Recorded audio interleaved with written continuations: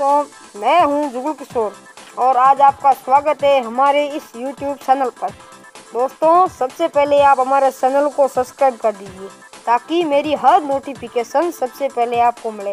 दोस्तों, ये मेरा तंबाकू के बारे में पार्ट 2 है, इसलिए पहला पार्ट भी मैंने बना के रखा है। उस पार्ट का लिंक मैं डिस्क्रिप्शन में दे दूंगा, उस वीडियो को आप जाकर देख लीजिए।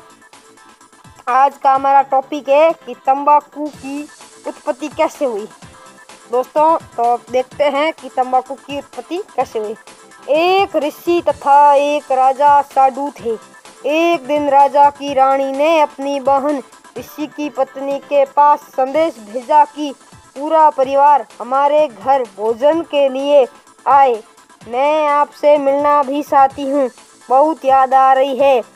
अपनी बहन का संदेश ऋषि की पत्नी ने अपने पति के साथ शेयर किया तो ऋषि ने कहा कि साधु से दोस्ती अच्छी नहीं होती। तेरी बहन वैभव का जीवन जी रही है।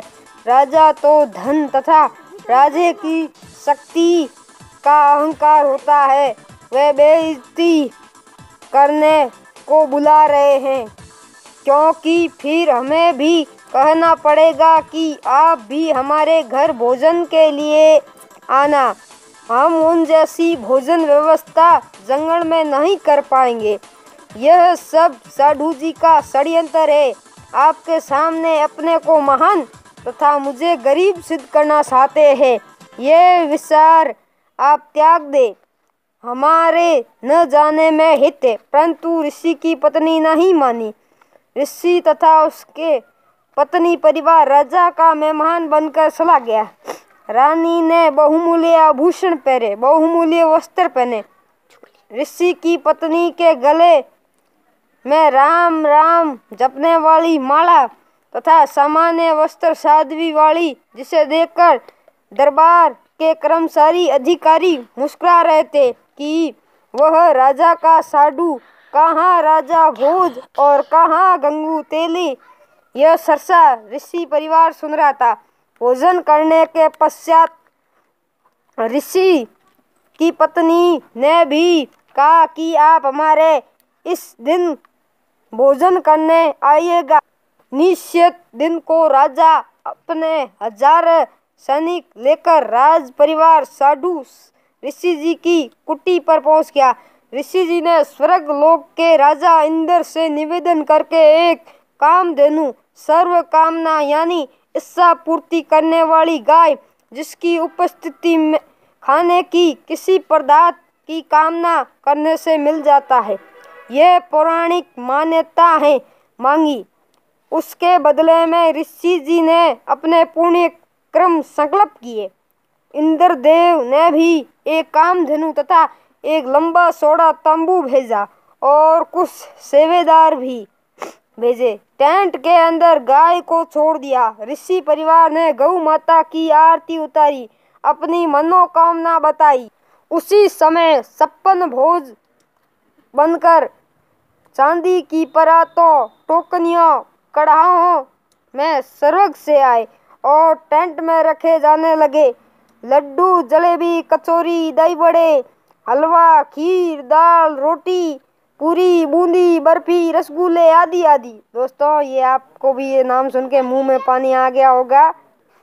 ऋषि जी ने राजा से कहा कि भोजन जिमो। राजा ने बेइज्जती करने के लिए कहा कि मेरी सेना भी साथ में भोजन खाएगी, घोड़ों को भी सारा खिलाना है। ऋषि जी ने कहा कि प्रभु कृपया से सब व्यवस्था हो जाएगी, पहले आप तथा सेना भोजन करें। राजा उठकर भोजन करने वाले स्थान पर गया। वहाँ भी सुंदर कपड़े बिछे थे।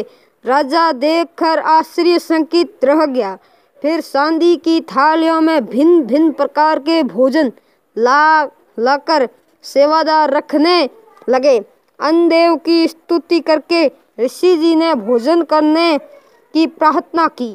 राजा ने कहा कि इसके सामने तो मेरा भोजन भंडारा कुछ भी नहीं था। मैंने तो केवल ऋषि परिवार को ही भोजन कराया था, वो भी 3-4 पदार्थ या पकवान बनाए थे।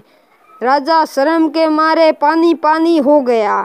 खाना खाते वक्त बहुत परेशान था। स्त्रियाँ की आग धड़कने लगी। बेइज्जती मान ली। सर्व सैनिक खाए और सर आए। राजा का रक्त जल रहा था। अपने टेंट में जाकर ऋषि को बुलाया और पूछा कि यह भोजन जंगल में कैसे बनाया।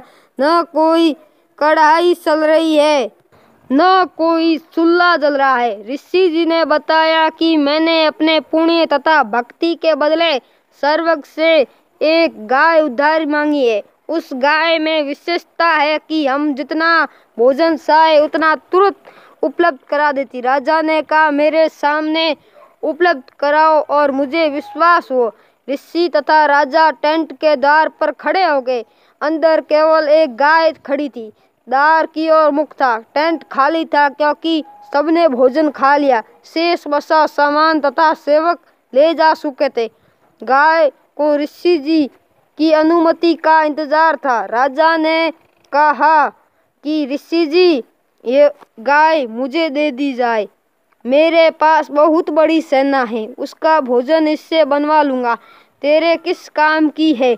ऋषि ने कहा, राजन, मैंने ये गौ माता उधारी ले रखी है। ये सर्वज्ञ से मंगाई है। मैं इसका मालिक नहीं हूँ।